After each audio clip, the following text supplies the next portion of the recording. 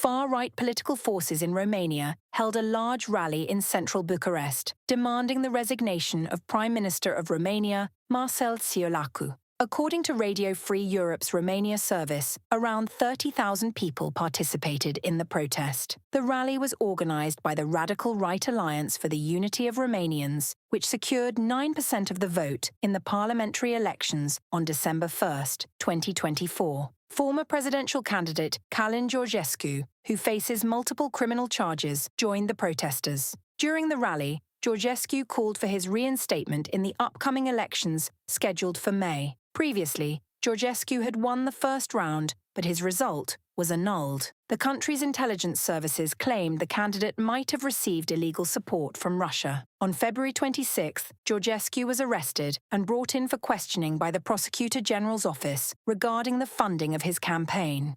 Georgescu is known for his pro-Russian and anti-Western views and for proposing the revision of Ukraine's borders in favor of Romania. His arrest and the subsequent criminal charges could signal Romania's intent to tighten control over pro-Russian political movements within the country. Calin Georgescu faces 6 criminal charges, potentially leading to up to 25 years in prison. The decision on whether he will be allowed to participate in the election campaign will be made by Romania's Constitutional Court. However, the investigation into the pro-Russian politician and his associates continues, and the situation is developing unfavorably for him. The Romanian Prosecutor General's office has detained 18 people in connection with Georgescu's case. Arrest warrants have also been issued for the head of security, Horatiu Potra, his son, and another family member. Potra fled to Dubai before police searched his home. Georgescu's arrest came amid a large-scale operation during which law enforcement conducted 47 searches at the homes of his close associates, including Horatiu Potra, who has links to Moscow's ruling circles, Romanian media reported.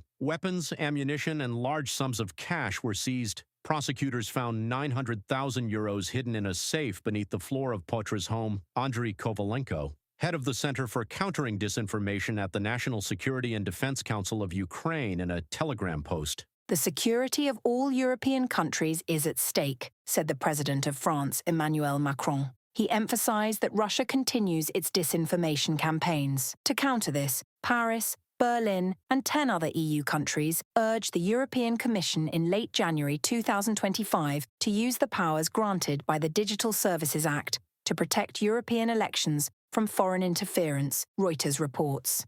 There is on our borders an overarmed and aggressive Russia. It is carrying out terrorist actions, massive disinformation campaigns at home and in Europe. If no one stops the master of the Kremlin, he will surely go to Moldova and perhaps beyond to Romania. Emmanuel Macron, the president of France, in an interview with La Tribune. The return of such politicians or parties or groups inspires other anti-system forces, whether far-right or far-left, to begin their struggle for power. The Russian Federation might provide financial, informational, and other resources to help them come to power.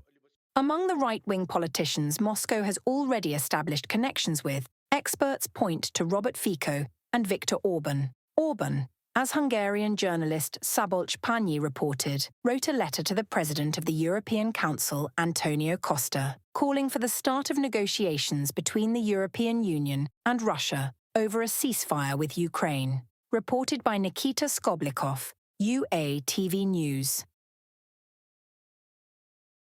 The Romanian government has approved a draft law to tighten control over the use of its national airspace, including unauthorized intrusions by aircraft and drones, officials announced. The legislation expands and regulates measures for monitoring the use of national airspace, including unmanned aerial systems and other aerial vehicles. Mihail Constantin, spokesperson for the Romanian government, from the DG24 publication. Since the start of Russia's full-scale invasion of Ukraine, Russian drones have repeatedly crossed into Romanian territory, with debris found near the border. For instance, on October 23, 2024, Romania's radar systems detected drone signals, prompting the deployment of 2 F-16 fighter jets. However, the drones vanished from radar before visual confirmation could be made. That same month, the Romanian government proposed legislation allowing for the downing of intruders in its airspace.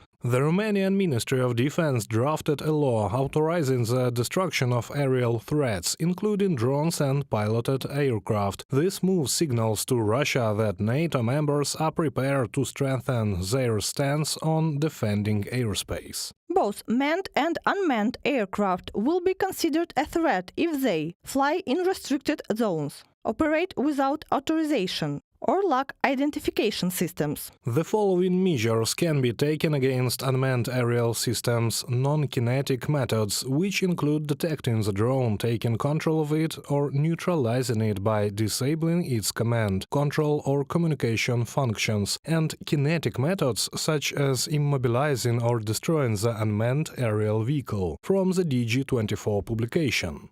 Romania's airspace security will be bolstered by F-16 fighter jets acquired from Norway. 3 of these aircraft will join the 48th Fighter Squadron of the Romanian Air Force. The acquisition of new batch of F-16 Fighting Falcons are related goods and services will enhance Romania's security by protecting national NATO airspace during peacetime and crisis. Ministry of National Defense of Romania from the European Pravda publication. In 2023, Romania signed a contract with Norway for 32 F-16s. Additionally, the country purchased 18 F-16s from the Netherlands, with the last aircraft arriving in late November 2024. Of these, 2 jets were allocated to the European Pilot Training Center. The training center at the Fetești Air Base was opened in November 2023 as part of a program by Kyiv's international partners to train Ukrainian pilots on Western model fighter jets. Reported by Katerina Bastun, Yulia Hranovska, UATV News.